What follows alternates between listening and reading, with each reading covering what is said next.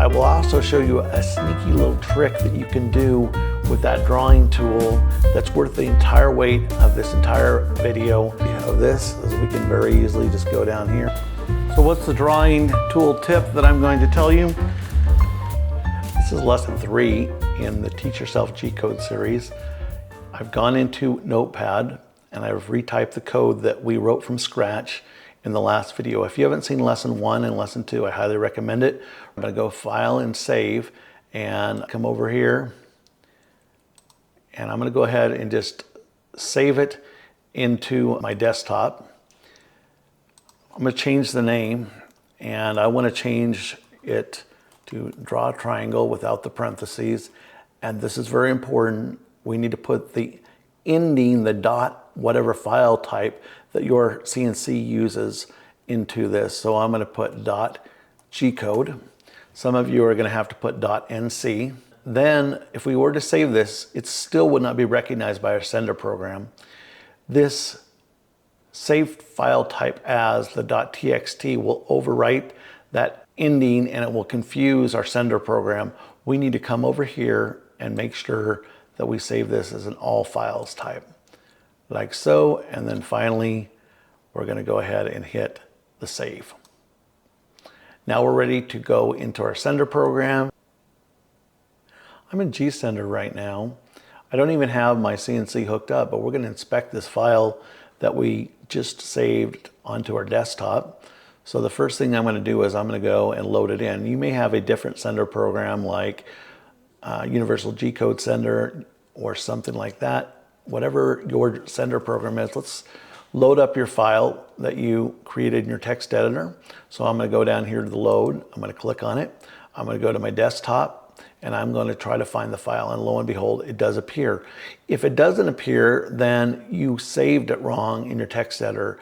You left it as a .txt extension and you didn't go to the all files, or you forgot to put the .G-code ending, or whatever ending your particular CNC is looking for. In my case, it's there, so that is a good sign. I'm going to go ahead and click on that, and when I do, I see something that looks familiar. That is a good sign, which means there's high hopes that I didn't make any huge typos. I'm going to change the orientation. I'm going to click on this top panel and get a top-down view and see if this looks reasonable for what we tried to write. This is looking really, really good. I'm going to zoom in just a little with my middle mouse button, and I can see that I have a triangle starting at 1010, and it goes out to this next point here, goes up to this, and then comes back. Let me change the orientation a little bit more, and we're going to think through the code that we wrote in the last video. So I'm going to go back to this orientation. I'm pushing down with my left mouse button and dragging and changing the orientation so you can see just a little bit better of what's going on. So hopefully this makes sense.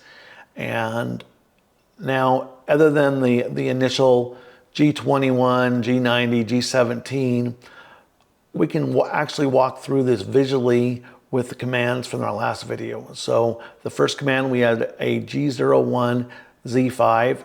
That is this movement right here, lifting up our pin tool. The next thing we had is a G01, X10, Y10 with a feed rate.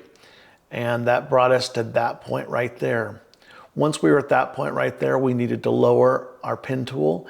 And so we did a G01, Z-1 at a certain feed rate, and it lowered it and pressed that pin against the surface with a little bit of pressure.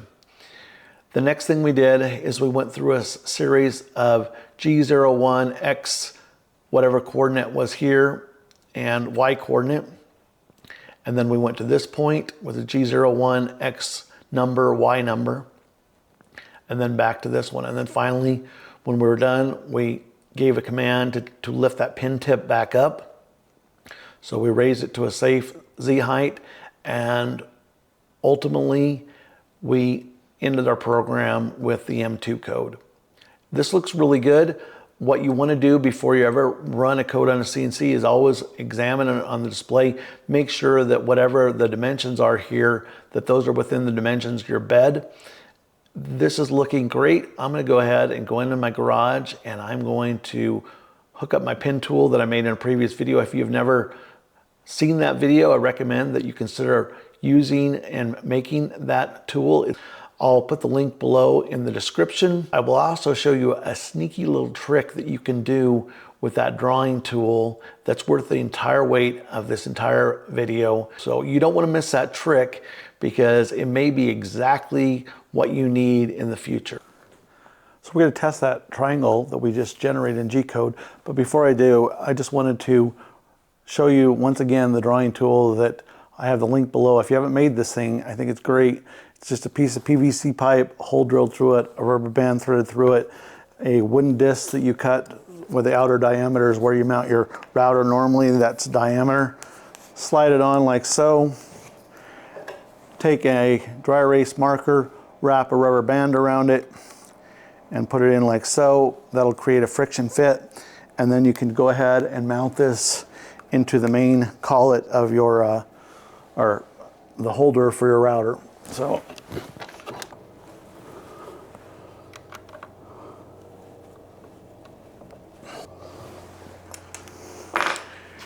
and it's that easy. And then of course we zero the tip of that marker against the surface of our whiteboard or poster, whatever you might be drawing on. With that being said, I'm going to go ahead and pull up the file in GSender.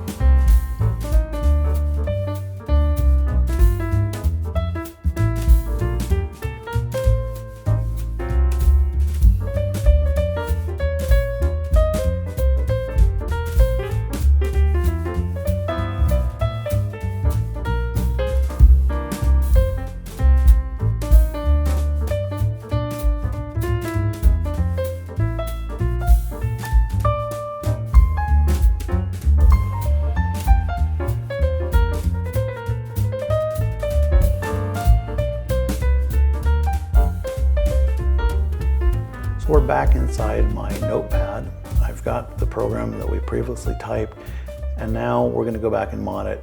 As we ran in our CNC, you saw that it ran incredibly slow. 100 millimeters per minute is really, really, really slow. Most every machine out there can handle far more, and definitely with a drawing tool. So one thing I'm going to do is I'm going to go change a bunch of the feed rates inside this file. And so the beauty of this is we can very easily just go down here. I'm going to change it up to, for mine, anywhere it has a feed rate, I'm going to change it up to 1,000. And my CNC is capable of doing it. You'll have to look and figure out what your feed rate, your CNC is capable of handling. The next thing that we're going to do is, while we're in here, let's go ahead and make that triangle just a hair bit bigger. So I'll keep the 10-10, and so we're going to draw over the top of part of our triangle, but let's go ahead and increase that X value out to 210 on one of the corners. And that means that this point, I think for the X, let's make that 110. And we'll keep the 10-10 coordinate. So I've changed a whole lot there. I'm gonna go ahead and just resave this as a separate G-code file, and we're going to go ahead and run that on our CNC, see what it looks like, and then I will show you the trick with the drawing tool that I think you're going to really like. We're back here at our CNC. I put in that new triangle code. We'll see what it looks like when we draw it out with the faster speeds and some different corner points for the triangle. Here we go.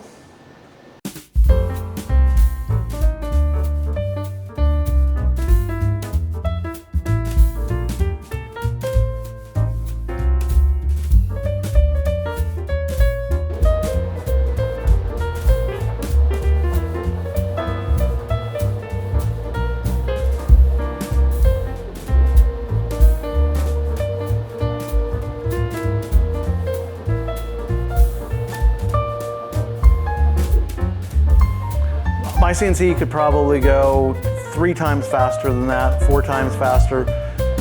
So what's the drawing tool tip that I'm going to tell you? I'm going to tell you this, that if you take some Crayola markers, the ones that are a bit larger, like this, you can put them inside this drawing tool and you can draw on poster board. But it is a smaller diameter than that dry erase marker, so we can compensate. And the good news is, to compensate, all you have to do is you just have to put more rubber bands to make a bigger gasket that will fit down inside. The length of it should be fine with that same distance for that hole, so it works well. I'm going to go ahead and mount a piece of poster board and put one of these Crayola markers in and just show you that you can draw with whatever colors you want. And of course, you can interchange these colors like I showed you in the video where we originally made this. I'll show you how it draws.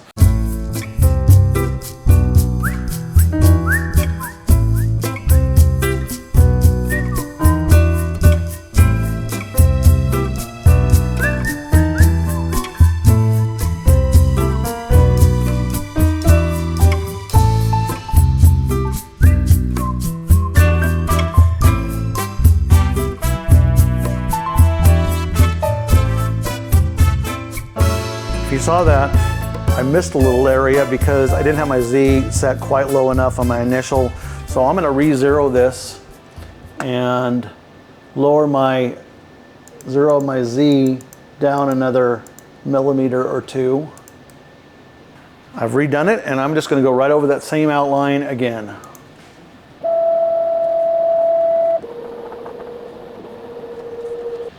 There we go. And of course, you could use whatever markers you want. Just wrap 3 rubber bands around them and install them and run each as a separate G-code, and you can do any design. Super inexpensive way to make awesome looking posters.